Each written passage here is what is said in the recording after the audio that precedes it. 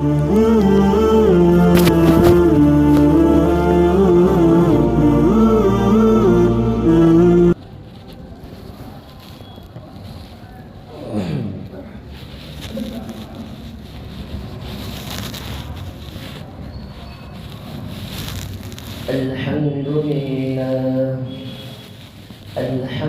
لله نحمده ونستعينه ونستغفره ونؤمن به ونتوكل عليه ونعوذ بالله من شرور أنفسنا ومن سيئات أعمالنا من يهده الله فلا مضل له ومن يضلله فلا هادي له فنشهد أن لا إله إلا الله وحده لا شريك له ونشهد أن سيدنا ونبينا ومولانا محمدا عبده ورسوله أرسله بالحق بشيرا ونذيرا وداعيا إلى الله بإذنه وسراجا منيرا أما بعد أعوذ بالله من الشيطان الرجيم بسم الله الرحمن الرحيم يا أيها الذين آمنوا ادخلوا في السلم كافة ولا تتبعوا خطوات الشيطان إنه لكم عدو مبين صدق الله العظيم. اللهم صل على محمد في أول كلامنا اللهم صل على محمد في أوسط كلامنا اللهم صل على محمد في آخر كلامنا رب اشرح لي صدري ويسر لي أمري واحلل عقدة من لساني يفقهوا قولي.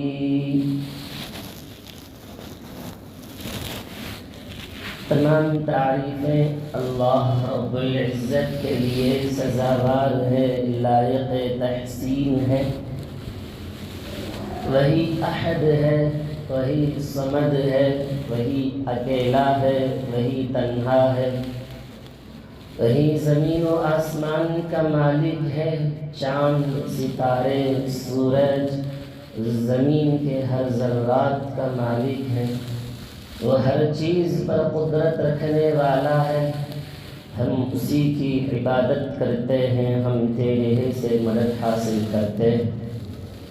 درود و سلام نازل ہو میرے اور آپ کے آقا تاجدار مدینہ احمد مجتبی محمد مصطفیٰ سرور کونین جناب محمد رسول اللہ صلی اللہ علیہ وسلم کے ذات بابرکت کے لیے. حاضرین محترم، پچھلے 2 جمعے سے ہم حالات پر کچھ سنتے رہے،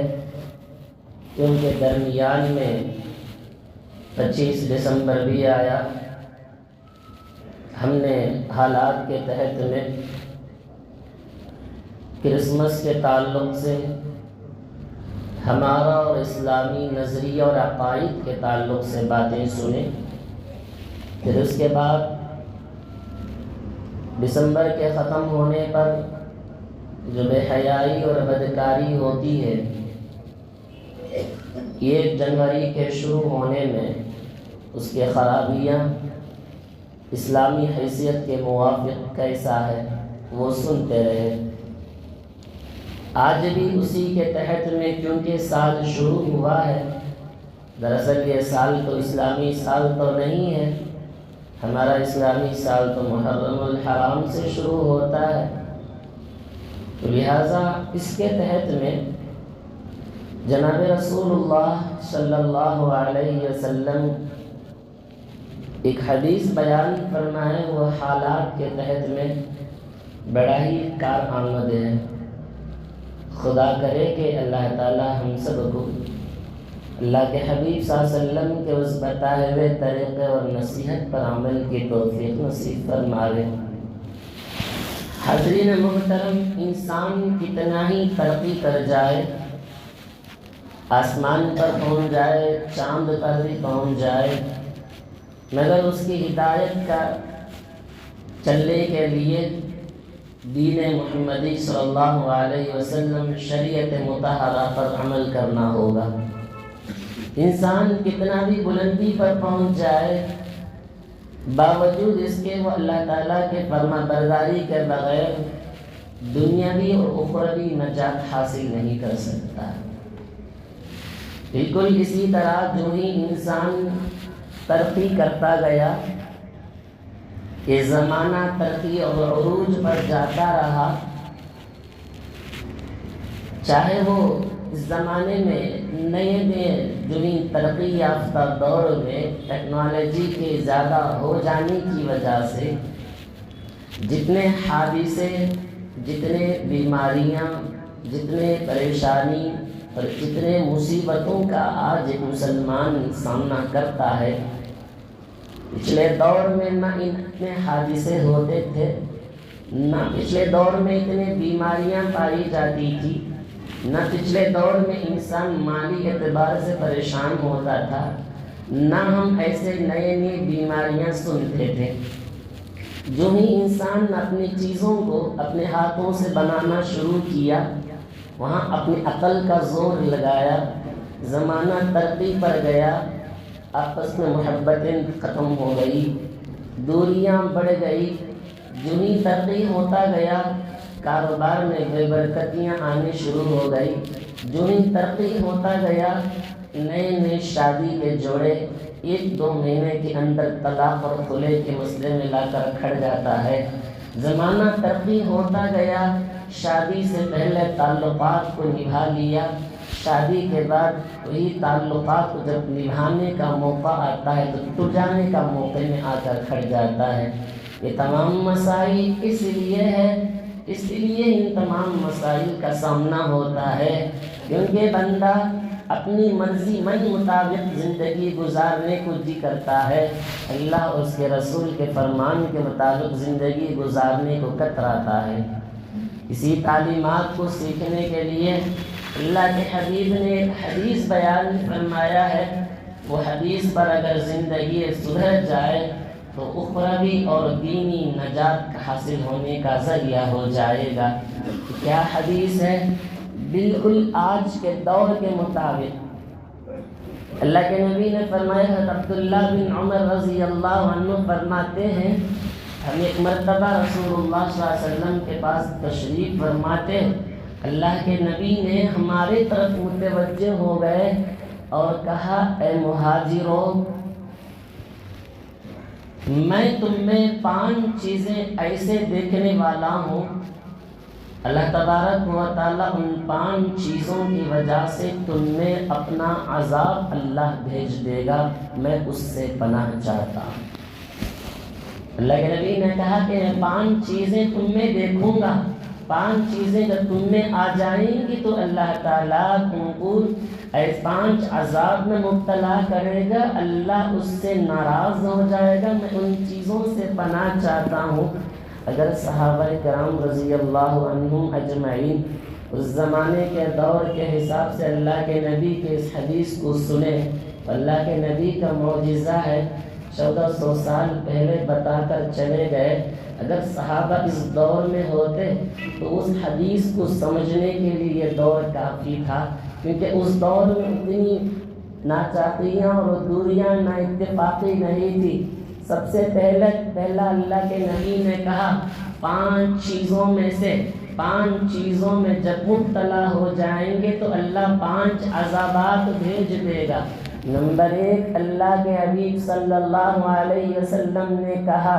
جب جس قوم میں بے حیائی اور بدکاری عام ہو جائے گی، تو اللہ تعالیٰ اس قوم میں طاعون یعنی ایسی بیماری کو بھیج دے گا کبھی تم نے ان بیماریوں کا نام و نشان بھی نہیں سنے ہوں گے اور اس کا علاج بھی نہیں ہوگا۔ دوسری چیز اللہ کے حبیب صلی اللہ علیہ وسلم نے کہا جب قوم میں ناپ تول میں کمی ہو جائے گی تو قحط سالی اور مالی تنگی کے سبب میں دوڑ میں آ کر پھنس جائیں گے، ان پر ایک ایسا دشمن کو اللہ مسلط کر دے گا جس سے وہ اس کو تکلیف دیتا رہے گا۔ تیسری چیز اللہ کے حبیب نے فرمایا جب کسی قوم میں زکوٰۃ نہیں دیا جائے گا، زکوٰۃ کو اپنے پاس روک کر رکھ لیں گے تو اللہ تعالیٰ اپنی رحمت کی بارش کو روک دے گا۔ اگر اس قوم میں جانوریں نہ ہوتے تو یہ چوپائے نہ ہوتے تو اللہ تعالیٰ کبھی ان پر بارش نہ برساتا۔ یہ بارش جو برس رہی ہے انہی جانوروں کے صدقہ طفیل سے، ورنہ تو زکوٰۃ نکالنے والے آج کیسے ہیں؟ آج بارشیں تو ہوتی ہیں رحمت کی مگر زمین ہریالی ہونے کے بجائے بنجر ہو جاتی ہیں۔ آج بھی بارشیں ہوتی ہیں، گھروں میں رہنے والا اچھا سے اچھا مالدار بے گھر ہو کر روڈ کا آ کر کھڑا ہو جاتا ہے۔ بارشیں تو ہوتی ہیں، اس بارش سے فائدہ کم نقصان زیادہ ہوتا ہے۔ کیوں؟ اللہ کے حبیب نے کہا صلی اللہ علیہ وسلم کہ قوم میں زکوٰۃ نکالنا بند ہو جائے۔ چوتھی چیز اللہ کے حبیب نے کہا جب کسی قوم میں اللہ کے عہد کو توڑنے والے بن جائیں، یعنی اللہ کی فرما برداری نہیں، اللہ کی نافرمانی اور نبی کی نافرمانی جتنی عام ہو جائے گی، یہ بات ذرا غور کرنا، جتنی عام ہو جائے گی تو اللہ تعالیٰ تم پر ایک ایسے دشمن کو بھیج دے گا جو تمہارے ہاتھوں میں جو چیز ہے اسے چھین لیا جائے گا۔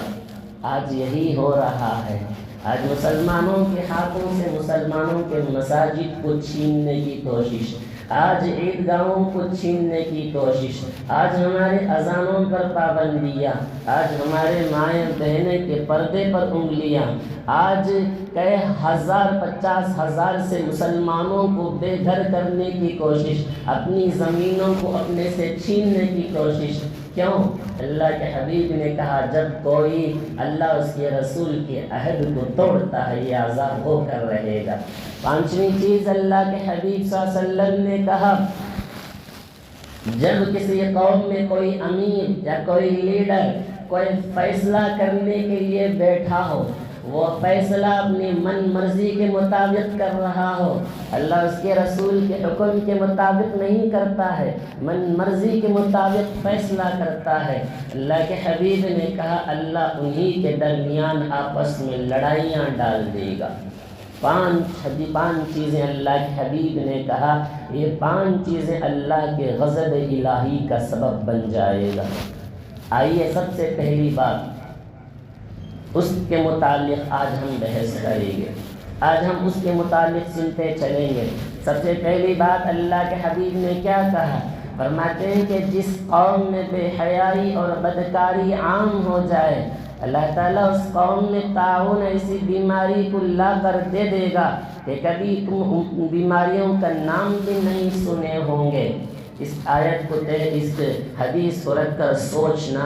آج کتنے ایسے اللہ کے بندے ہیں کن کن بیماریوں میں وہ مبتلا ہیں۔ جب بے حیائی اور بدکاری عام ہو جاتی ہے تو طرح طرح کے بیماریوں میں اللہ مسلط کر کے رکھ دیتا ہے۔ آج معصوم سے معصوم بچے پیدا ہوتے ہی 2-1 مہینے کے بچے ہوتے ہیں، کسی کو برین ٹیومر کی شکایت، کسی بچے کو کڈنی کی شکایت، کسی معصوم سے 1-2 سال کے بچے کو اس کے اندر انفیکشن کی شکایت، طرح طرح کی بیماریاں بچوں میں اسی بیماری پائی نہیں جاتی ہے، وہ بیماری میں بچے مبتلا ہو کر رہ گئے ہیں۔ یہ سب ماں باپ کی بے حیائی و بد کرداری بد اخلاقی کی بنا پر ہوتا ہے۔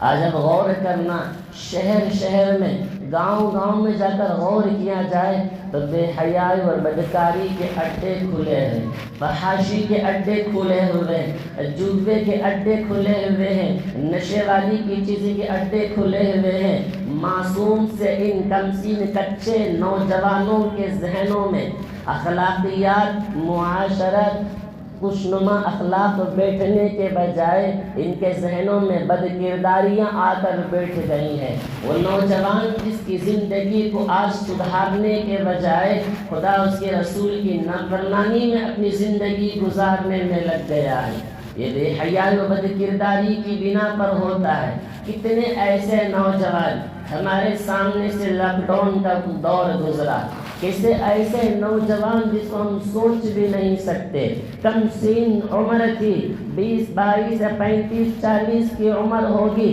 عین جوانی میں جن کی موت ہو جاتی ہے۔ کیوں؟ اللہ کے حبیب صلی اللہ علیہ وسلم نے کہا جب کسی قوم میں دو چیزیں عام ہو جائیں گی تو اللہ تعالیٰ عذاب بھیج کر رہے گا۔ نمبر 1، اللہ کے حبیب نے کہا جب کسی قوم میں بے حیائی بد کرداری عام ہو جائے تو جوانوں کی موت آ جائے گی، جوانوں کی موت آ جائے گی۔ آج جوانے اللہ کے پیارے ہوتے چلے جا رہے ہیں، عین جوانی کوئی دیکھا نہیں۔ دوسری چیز اللہ کے حبیب نے کہا کہ جب اس بیماری میں مبتلا ہو جائیں گے تو اللہ تبارک و تعالیٰ اس میں ایسی بیماریاں لا کر دے دے گا کہ جس کا کوئی علاج بھی نہیں ہوگا۔ لہٰذا یہ بے حیائی،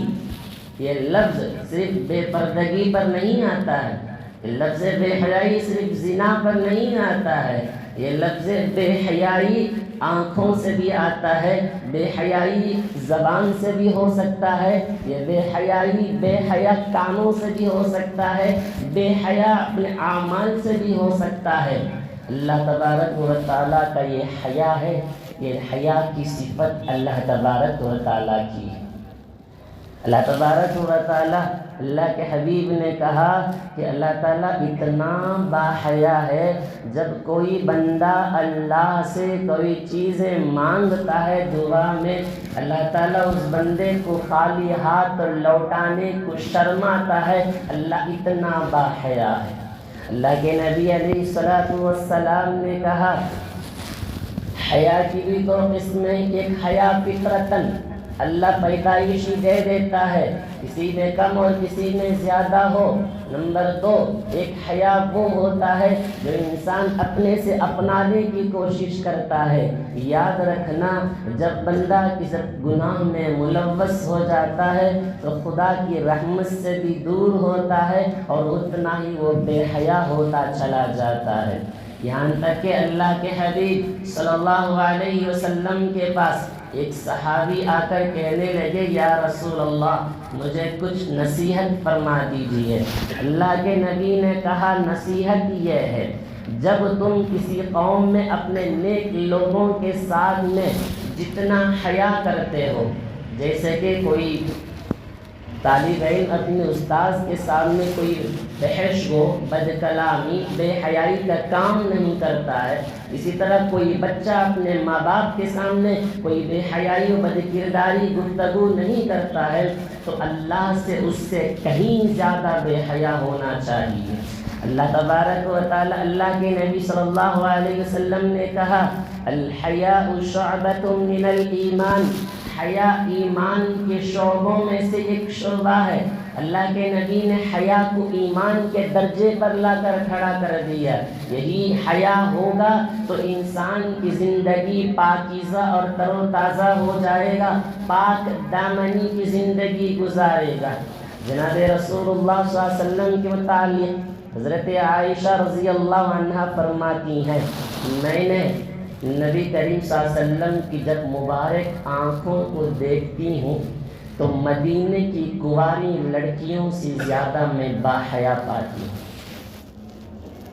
میں اللہ کے نبی کی مبارک آنکھوں کو دیکھ کر مدینے کی کنواری لڑکیوں سے بھی زیادہ باحیا پاتی ہوں۔ ہم باحیا بے حیا کے لفظ کو صرف بدنگاہی پر نہ رکھیں، ہم بے حیائی کو بے پردگی پر نہ رکھیں۔ ہماری حیا ہماری زبانوں سے نکلنے والے الفاظ بھی ہے، جھوٹ بولنا، غیبت کرنا، دھوکہ دینا۔ کانوں سے بھی حیا ہے جب کسی سے ہم برائی نہ سنیں، آنکھوں سے بھی بے حیائی ہوتی ہے، زبانوں سے بھی بے حیائی، ہاتھوں سے بھی بے حیائی ہوتی ہے، پیروں سے بھی بد حیائی ہوتی ہے۔ اسی لیے اللہ کے حبیب صلی اللہ علیہ وسلم نے اتنا سخت جملہ استعمال کیا۔ اور ایک جگہ جب جناب رسول اللہ صلی اللہ علیہ وسلم، جس کو روایت کرنے حضرت ابو ہریرہ رضی اللہ عنہ ہے، جناب رسول اللہ صلی اللہ علیہ وسلم اپنے حجرے میں تشریف فرما تھے، پیر لمبا کیے ہوئے، اللہ کے نبی سے کپڑا اپنی پنڈلی سے تھوڑا اوپر اٹھا ہوا تھا۔ حضرت ابو بکر صدیق رضی اللہ عنہ دروازہ کھٹکھٹایا، اندر آنے کی اجازت چاہی۔ اللہ کے نبی نے اندر آنے کی اجازت دے دی۔ حضرت عمر اندر آنے کی اجازت پوچھے، اللہ کے نبی نے اندر آنے کی اجازت دے دی۔ اب اس کے بعد حضرت حضرت عثمان رضی اللہ عنہ آئے، دروازہ کھٹکھٹایا تو اللہ کے نبی فوراً اٹھ کر بیٹھ گئے، اپنے کپڑے کو سمیٹ لیا۔ حضرت عثمان رضی اللہ عنہ کے جانے کے بعد حضرت عائشہ پوچھتی ہیں، یا رسول اللہ، حضرت ابو بکر بھی آئے، حضرت عمر بھی آئے، آپ ایسے ہی لیٹے رہے، جب حضرت عثمان کا آنے کا وقت ہوا تو آپ اٹھ کر بیٹھ گئے اور اپنے کپڑے کو سمیٹ لیا، آپ اتنے باحیا ہو گئے ان کے سامنے، آپ اتنا شرماتے ہیں۔ تو اللہ کے نبی کا جملہ دیکھنا، اللہ کے نبی نے کہا میں اس بندے سے حیا کیوں نہ کروں جس کی حیا کو دیکھ کر فرشتے بھی حیا کرتے ہیں۔ اتنے حیا تھے، اخلاقی اعتبار سے بھی حیا، آنکھوں سے بھی حیا، زبان سے بھی حیا، ہر اعتبار سے حیا ہی حیا ہوتی ہے۔ آئیے قرآن مجید سے سنیں، قرآن کیا کہتا ہے، قُلْ لِلْمُؤْمِنِينَ يَغُضُّوا مِنْ أَبْصَارِهِمْ وَيَحْفَظُوا فُرُوجَهُمْ۔ اللہ تبارک و تعالیٰ کہتا ہے، اے محمد صلی اللہ علیہ وسلم، آپ کہہ دیجئے ان مومن مردوں سے کہ وہ اپنی نگاہیں نیچی رکھیں اور اپنی شرمگاہوں کی حفاظت کریں۔ اور جگہ فرمایا وَقُلْ لِلْمُؤْمِنَاتِ يَغْضُضْنَ مِنْ أَبْصَارِهِنَّ۔ یہاں اللہ تبارک و تعالیٰ کہتا ہے، اے محمد مومنہ عورتوں سے کہہ دو کہ اپنی نگاہیں نیچی رکھو۔ یہاں اس آیت میں مردوں کو الگ حکم، عورتوں کو الگ حکم، ان کا الگ درجہ اور ان کا الگ درجہ رکھا۔ حیا کو سمجھانے کی کوشش کر رہا ہوں، نوجوانوں میری باتوں کو غور سے سننا۔ آج معاشرے میں جن وبائی مرض کا ہم شکار ہیں وہ یہی بے حیائی سے ہے۔ ہماری بے حیائی اتنی آگے تک گزر چکی ہے، خدا کی پناہ ہے، روڈوں میں کھڑے ہو کر، سڑکوں میں کھڑے ہو کر ہم اپنے حیا کو کھوتے ہیں، بڑے بازار میں کھڑ کر اپنی زبانوں سے گالیاں بکتے ہیں، کھڑے ہو کر کسی کو ہم گالیاں دیں گے، جھوٹ بولیں گے، ہم کسی کو دھوکہ دیتے رہیں گے۔ یاد رکھنا تاجروں، اللہ یہ بھی حیا ہے، تجارت کرنے والے اپنی چیز کو دھوکہ دے کر، جھوٹ بول کر بیچتے ہو، اپنی زبانوں پر گالیاں بکتے ہو۔ جس زبان سے اللہ اس کے رسول کا نام لینے والے اسی زبان سے جب گالی دیں گے، یہ تو حیا بے حیا نہیں تو اور کیا ہو سکتا ہے۔ اس حدیث یہ آیت پر غور کریں، تفصیل سے سنتے چلیں۔ اللہ کے نبی نے کہا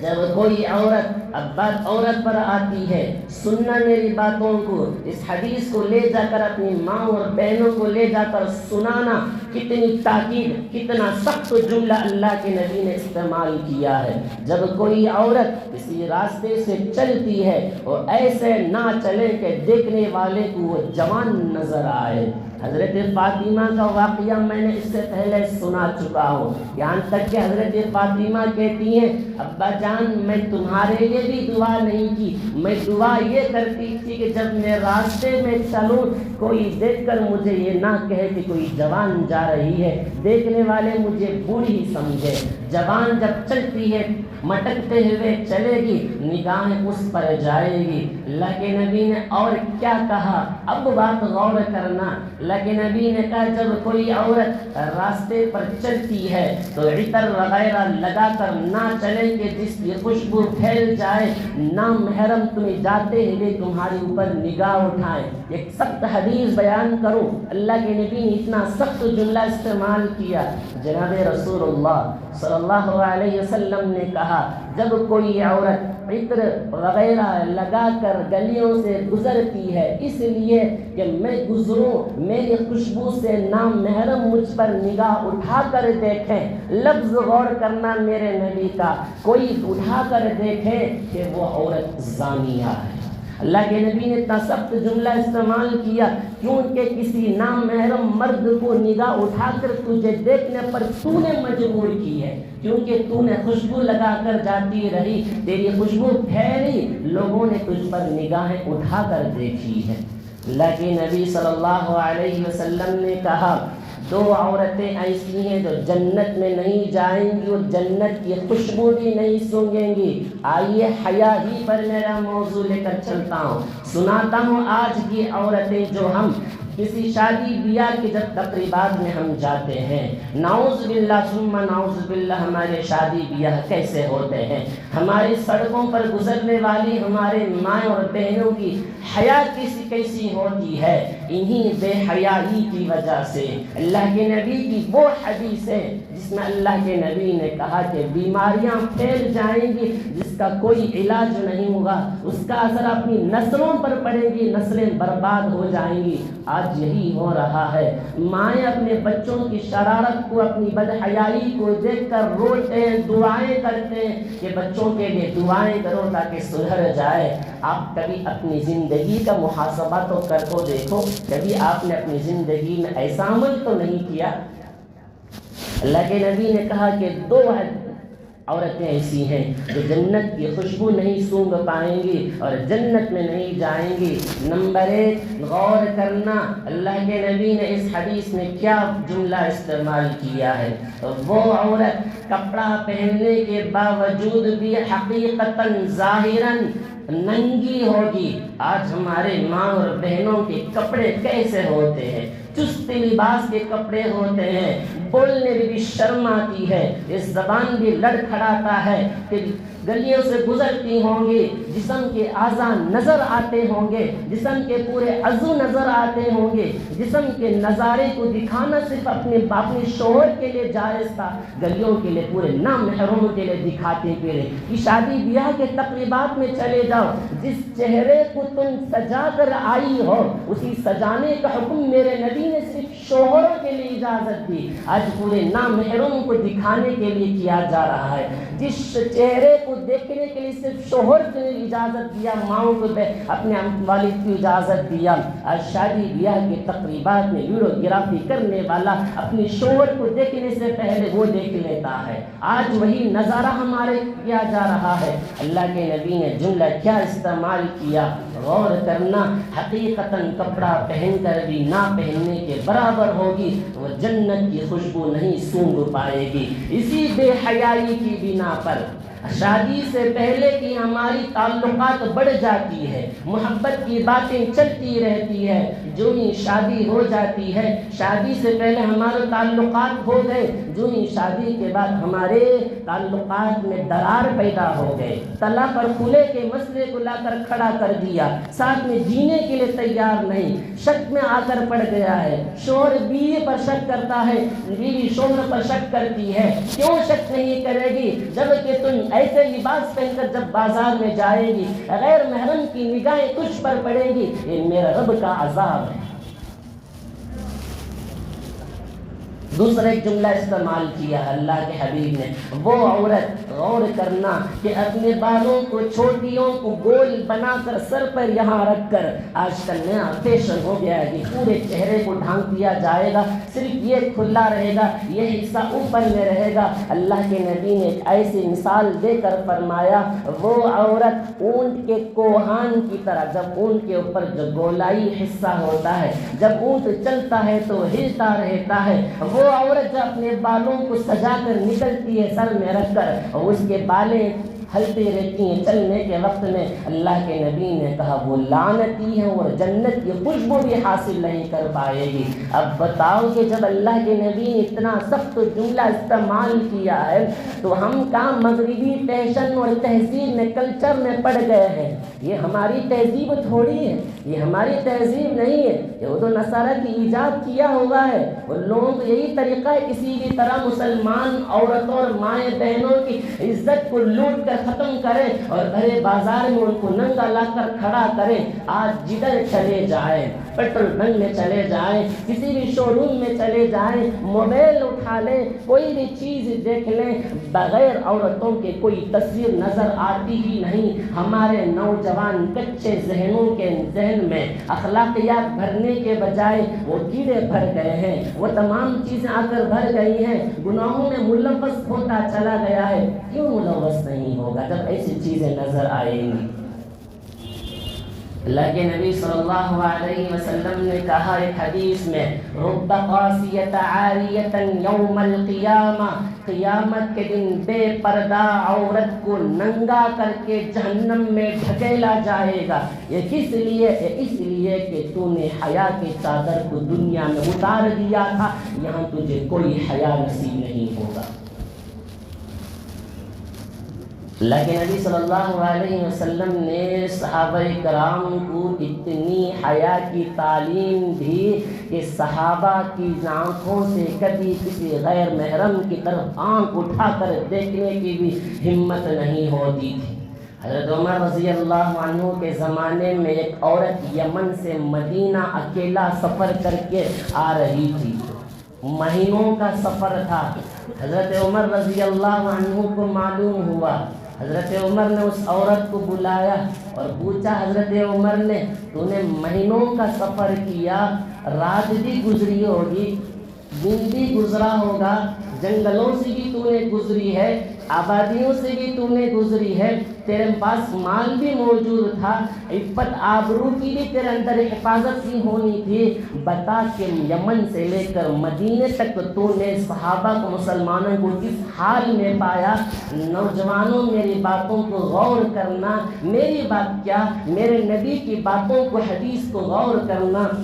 فرماتے ہیں اللہ کو عورت کہنے لگی میں یمن سے لے کر مدینے تک چل کر آئی، صحابہ اور مسلمانوں کو میں نے اس حال میں پایا گویا کہ پورے ایک ماں کے پیٹ سے جنم دینے والے بچے ہیں، کسی نے ایک مرد نے بھی مجھے آنکھ اٹھا کر تو دیکھا نہیں۔ ایک بزرگ عطا بن یزید فرماتے ہیں جب کوئی بندہ اپنی زندگی میں نوجوانوں غور کرنا، جب کوئی آدمی کسی غیر محرم پر نگاہ اٹھا کر دیکھنے کے لیے شیطان اکسائے، اگر کسی نام محرم عورت کو اگر تو دیکھ لیا، یاد رکھنا کل قیامت کے دن اللہ کی دیدار سے محروم ہو جائے گا، اللہ کی دیدار سے محروم کر دیا جائے گا۔ ایک حدیث، ایک واقعہ جس میں نوجوانوں کے لیے خاص کر میں تعلیم دینا چاہتا ہوں، میں بتانا چاہتا ہوں میرے نبی کے اس واقعات سے غور کرنا اور سمجھنے کی کوشش کرنا، اپنی زندگی میں اپنانے کی کوشش کرنا، تاکہ ہماری زندگی شادی سے پہلے اور شادی کے بعد رہی تک زندگی جب تک اللہ تعالی حیات رکھے اس وقت تک ہم اپنی زندگی میں خدا شیطان کے چاہنے پر بھی نہ چاہنے پر بھی کسی نام محرم عورت پر نگاہ اٹھا کر ہم ہرگز دیکھیں گے نہیں۔ فرمایا اللہ کے نبی نے ایک جنگ ہوا، جس جنگ میں اللہ کے نبی صلی اللہ علیہ وسلم کے سامنے وہ جنگ بڑی کامیابی ہوئی۔ کامیابی ہونے کے بعد اس جنگ کے تمام مال غنیمت کو لایا گیا، عورتیں اور مردوں کو قید کر کر اللہ کے حبیب صلی اللہ علیہ وسلم کے دربار میں لایا گیا۔ مجلس میں اللہ کے نبی بیٹھے ہیں،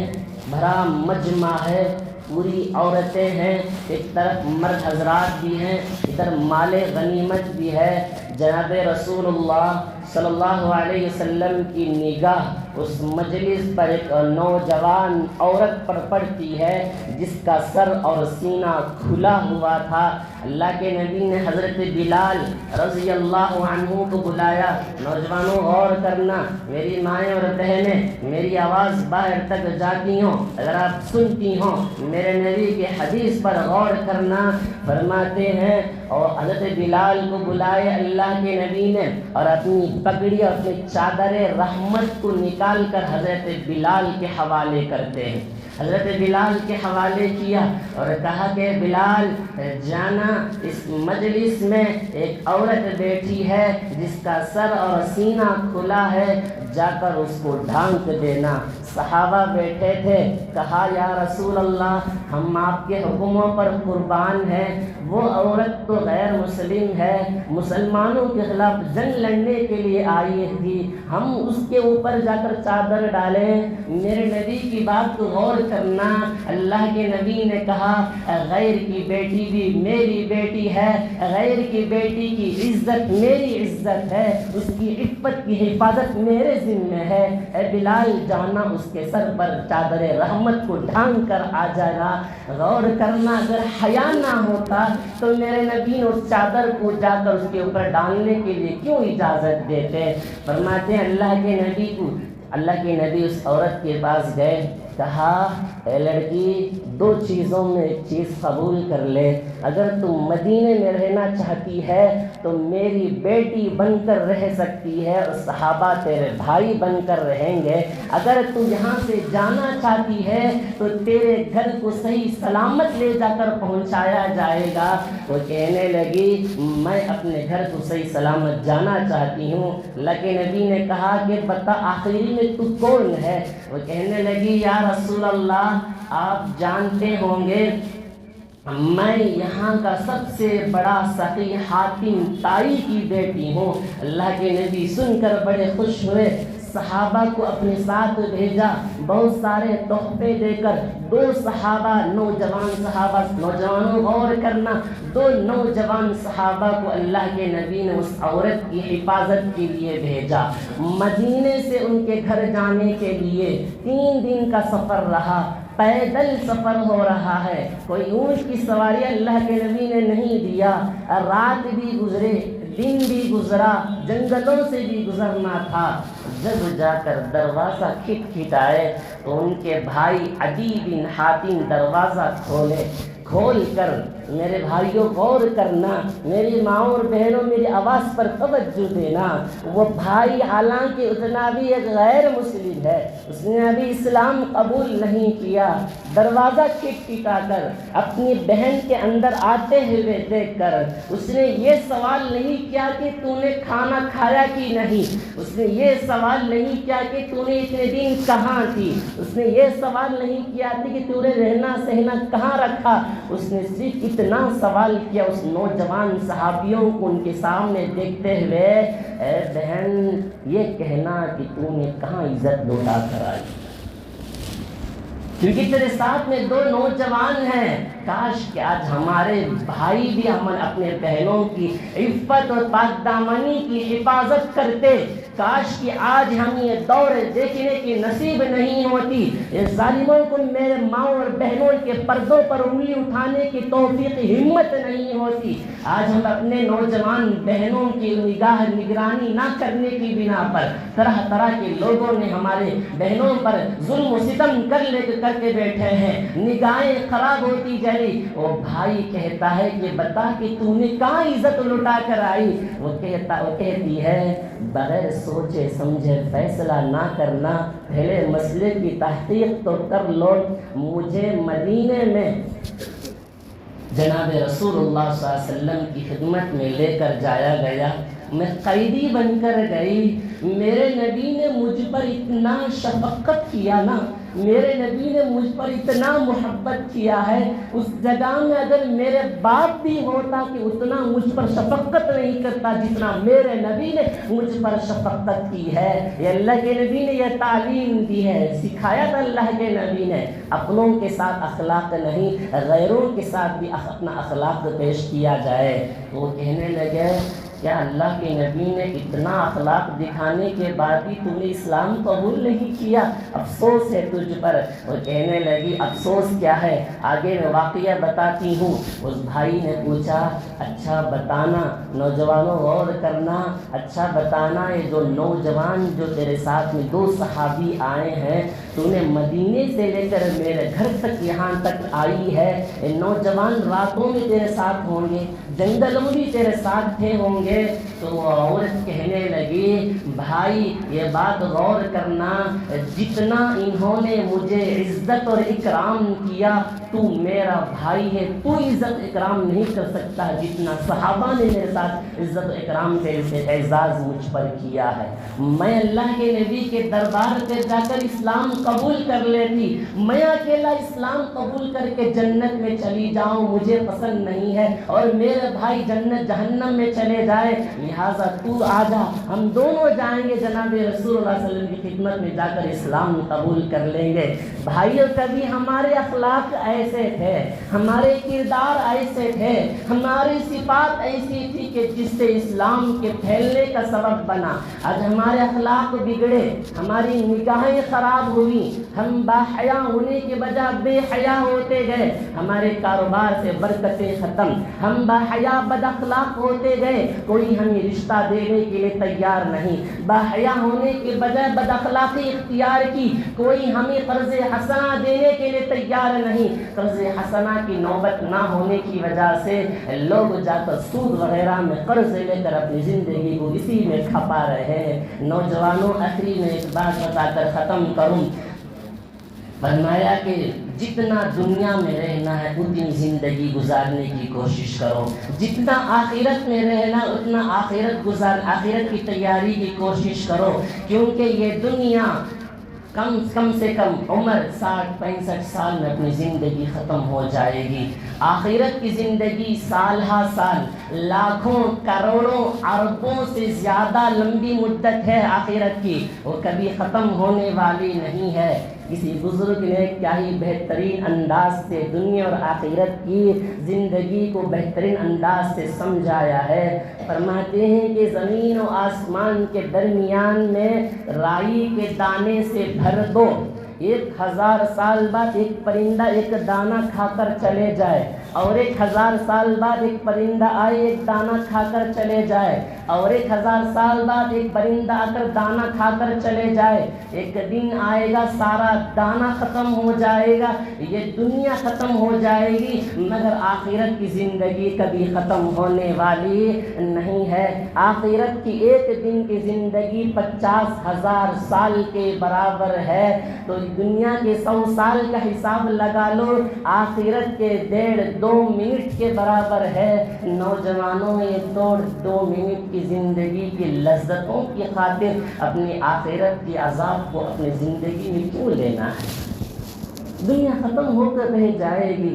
2 دن کی زندگی ختم ہو جائے گی، ہم یہاں مہمان بن کر آئے، کل فی الدنیا کأنک غریب، یا مہمان ہے، کوئی مہمان آنے والا مستقل رہتا نہیں ہے، ہر کسی کو اس دنیا کو چھوڑ کر جانا ہے، ہم سب کو بھی جانا ہے۔ اس رہی سہی زندگی میں، اس رنگ رلیلی دنیا میں رہ کر ہم اپنے اعمال کو برباد کیوں کرنا ہے؟ اللہ تبارک و تعالی ہم سب کو یہ جو حدیث ہم نے سنی ہے، 5 باتوں میں صرف ایک ہی باتیں ہم نے سنی ہے، وہ بھی نامکمل ہے، کیونکہ میرے نبی کی باتیں اور